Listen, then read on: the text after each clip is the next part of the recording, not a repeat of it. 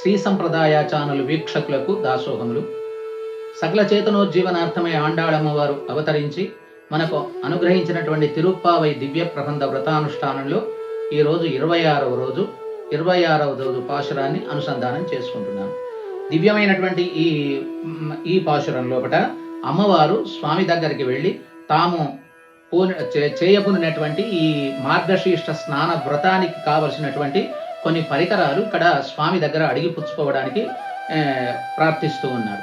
అక్కడ ఇంతకుముందే అమ్మవారి దగ్గర నీలాదేవి దగ్గర నప్పిరాటి దగ్గర కొన్ని పరికరణాలు ఆమె దగ్గర దొరికేటువంటి ఉక్కము, తట్టొడియం, తందున్, మణాలనయం చెప్పని అక్కడ కొన్ని పరికరాలు వ్రతానికి కావలసిన పరికరాలు అక్కడ అమ్మవారి దగ్గర అడిగి పుచ్చుకున్నారు. ఇక్కడ స్వామి దగ్గర స్వామి అనుగ్రహించదగినటువంటి కొన్ని వ్రతోపకరణాలను ఈ పాశురంలో ప్రార్థిస్తూ ఉన్నారు.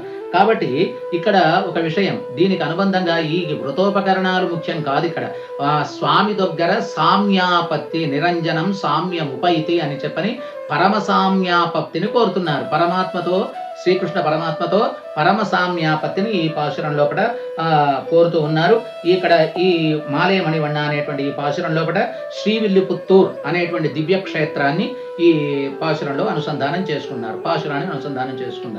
మాలే మణివಣ್ಣ மார்கழ நீராடுவான் மேலையார் செய்வனகள வேண்டுவன கேட்டியேல் ஞானத்தை எல்லாம் நடுங்க முரல்வன பாலன்ன வண்ணத்து உன் பாஞ்ச சென்னியமே போல்வன செங்கங்கள் போயிப்பாடுடையனவே சால பெரும்பரியே பல்லாண்டி செய்ப்பாரே கோல விளக்கே கொடியே விதானமே ஆலி நிலையாய் అరుళేలోరెంబావాయ్. ఆండాళ్ దివ్య తిరువడిగళే శరణం స్వామిని సంబోధిస్తూ ఉన్నారు. మాలే అనగా ఓ భక్త వ్యామోహము కలిగినటువంటి వాడా. స్వామిని ఒక పేరుతో పిలవడం లేదు, ఏమంటున్నారు? భక్త వ్యామోహము కలిగినటువంటి వాడా. మా భక్తుల పైన ఉండేటువంటి వ్యామోహమే ఒక రూపుగా దాల్సే శ్రీకృష్ణుడుగా తయారయ్యాడు అని చెబుతున్నారు.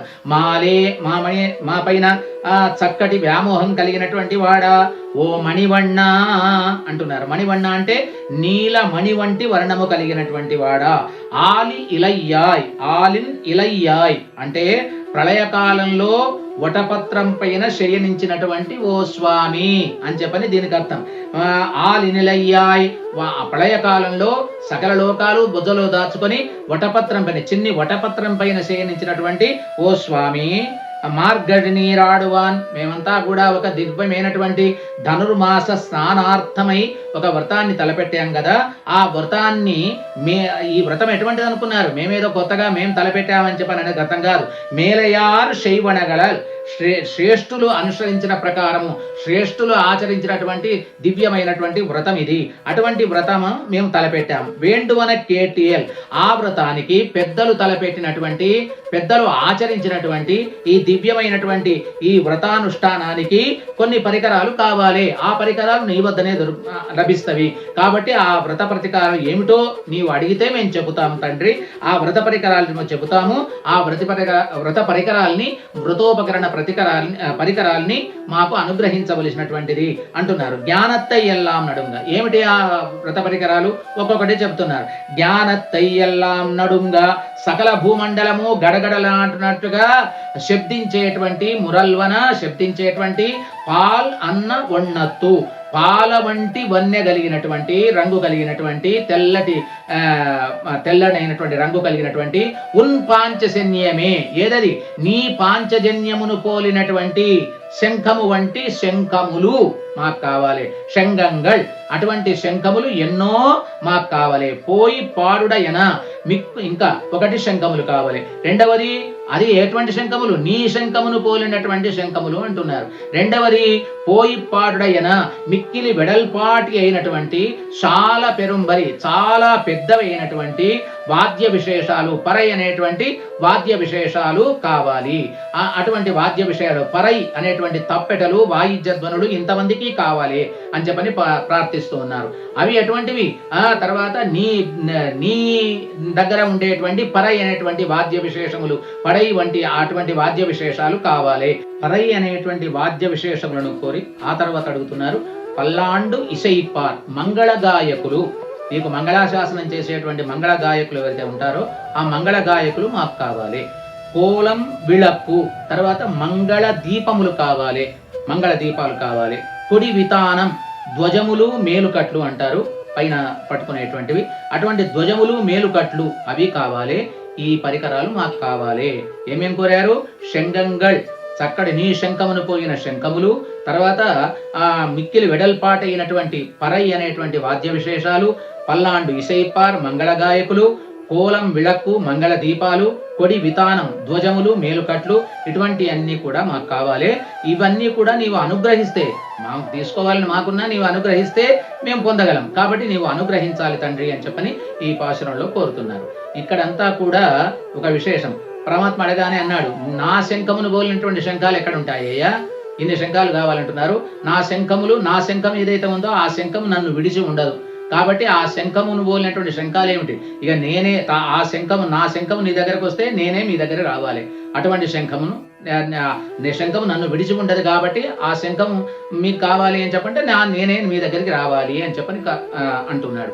అదేవిధంగా పరై, ఆ పరై కూడా నా దగ్గర ఉండేటువంటి పరై అటువంటి సాధనములు ఇంకా వేరే ఎక్కడ ఉంటాయి, కాబట్టి ఆ పరై నా దగ్గర ఉండే పరై కావాలంటే నేనే మీ దగ్గరికి రావాల్సి ఉంటుంది, పరైతో సహా నీ దగ్గర రావాల్సి ఉంటుంది. ఆ తర్వాత మంగళ గాయకులు, మంగళ గాయకులు అనేటువంటి వారు, నాకు మంగళాశాసనం చేసేటువంటి వారు నన్ను విడిచి ఒక క్షణం కూడా ఉండలేరు. ఆ మంగళ గాయకులతో మీ దగ్గరికి కావాలి అంటే నేనే వారితో కలిసి మీ దగ్గరికి రావాలి. ఇంకా కోళం ఇలకు మంగళ దీపం, ఆ శ్రీరంగ మంగళ దీపిక అంటే అమ్మవారు, తర్వాత అటువంటి అమ్మవారు శ్రీరంగ మంగళ దీపిక అయినటువంటి అమ్మవారు ఏదైతే ఉందో నన్ను విడిచి ఒక క్షణం కూడా ఉండలేదు. అటువంటి మంగళ దీపం మీకు కావాలి అని చెప్పంటే నేనే మీతో రావాలి. ఆ మంగళ దీపంతో సహా నేను మీ దగ్గరికి రావాల్సి ఉంటుంది. కొడి వితానం, ధ్వజములు మేలుకట్లు అన్నారు కదా, నాకు సర్వవిధ కైంకర్యం చేసేటువంటి ఆ గరుడాళ్వారు, తర్వాత మిగతా తర్వాత ఆదిశేషుడు, ఇటువంటి వాళ్ళు ఎవరైతే ఉన్నారో వాళ్ళు నన్ను విడిచి ఒక క్షణం కూడా వాళ్ళు మీ దగ్గర రాలేరు. కాబట్టి అవి మీరు కోరుతున్నారు కదా, కాబట్టి అవి మీకు కావాలి, వారు మీకు కావాలి అని చెప్పి నేనే మీతోని కలిసి రావాలి అని చెప్పని పరమాత్మ అన్నాడు. ఆ వ్రత పరికరాలు ఏమిటి? ఆ వ్రత పరికరాలు మీ దగ్గర కావాలి అని చెప్పి మీరు అనుగ్రహించాలి అని చెప్పంటే అవి నన్ను విడిచి విండలేవు, కాబట్టి వాటితో కూడుకొని నన్నే మీరు కోరుతున్నారనే విషయం అర్థమైంది అని చెప్పని అందంగా ఈ పాశురం లోపల వ్రతోపకరణములు కోరడం అనేటువంటి నెపంతో పరమాత్మతో సామ్యాపత్తిని, నిరంజనం సామ్యముపైతి అని చెప్పని పరమాత్మతో సామ్యాపత్తిని ఈ పాశురంలో కోరినట్టుగా పరమాత్మ అంగీకరించాడు, పరమాత్మ ఇవ్వడానికి ఒప్పుకున్నాడు అన్నట్టుగా ఈ పాశురంలో మనకు కనపడుతూ ఉన్నది. ఇక స్వాపదేశార్థం లోపట మాలే అని చెప్పన్నారు కదా, మాలే అంటే అక్కడ ఆశ్రిత వ్యామోహం అని చెప్పని భగవంతుడి పట్ల చెప్పారు. అట్లే ఇక్కడ కూడా శిష్య వ్యామోహము, శిష్యుల పట్ల పరమాత్మకు ఆచార్యునికి భగవద్రామానికి ఎంత వ్యామోహం, చాలా గొప్ప అయినటువంటి కరుణా సముద్రుడైనటువంటి ఆశ్రిత వాత్సల్యం కలిగినటువంటి శిష్య వాత్సల్యానికి రూపమైనటువంటి ఓ స్వామి అని అర్థం. అదేవిధంగా భగవంతుని పైన అమితమైన వ్యామోహం ఏర్పడితే భగవద్రామానులు అయ్యారు కదా, యో నిత్యమచ్యుత పదాంబుజ యుగ్మరుక్మ వ్యామోహతగా అన్నట్టుగా భగవంతుని పైన అత్యంత వ్యామోహం కలిగినటువంటి ఓ ఆచార్య భగవద్రామానుజ. అదేవిధంగా శిష్య వ్యామోహం, భక్తుల పట్ల వ్యామోహం కలిగినటువంటి భగవంతుడికి అయితే శిష్యుల పట్ల వ్యామోహం, అమితమైన వ్యామోహం కలిగినటువంటి వారు ఆచార్య పురుషుడు. అటువంటి ఓ ఆచార్య స్వామి అని చెప్పనట్లా అని పిలుస్తున్నారు. అటువంటి ఆచార్య శిష్య సంపద కలిగినటువంటి వాడ. మార్గడి నీరాడువాన్ మేలయార్ శేనుడు, ఉజ్జీవన మార్గముల లోపట మేమంతా కూడా ఆచార్యుడే అంతిమోపాయము, ఆచార్య గోష్ఠిలో చేరుటే మాకు శ్రేయస్కరము అని భావించినటువంటి ఉత్తమమైనటువంటి ఆచార్య మార్గాన్ని అనుసరించినటువంటి వారం మేము అని చెప్పని అంటున్నారు. ఈ మేము అనుసరించినటువంటి ఆచార్యాభిమానం అనేటువంటిది ఏదైతే ఉందో, ఈ ఆచార్యాభిమానం అనేటువంటిది ఉత్తమమైనటువంటి దివ్యమైనటువంటి ఆచార్య వ్రతం. మేము ఆచరించినటువంటి వ్రతము ఆచార్య వ్రతము, కాబట్టి అటువంటి ఆచార్య వ్రతము మేము ఆచరిస్తున్నాము, దివ్య వ్రతాన్ని ఆచరిస్తున్నాము అని చెప్పని ఈ ఆచార్య వ్రతంలో ఆచరించి అక్కడ భగవంతుని దగ్గర కోరినట్టుగా ఆచార్యుని దగ్గర ఏం కోరుతున్నారు?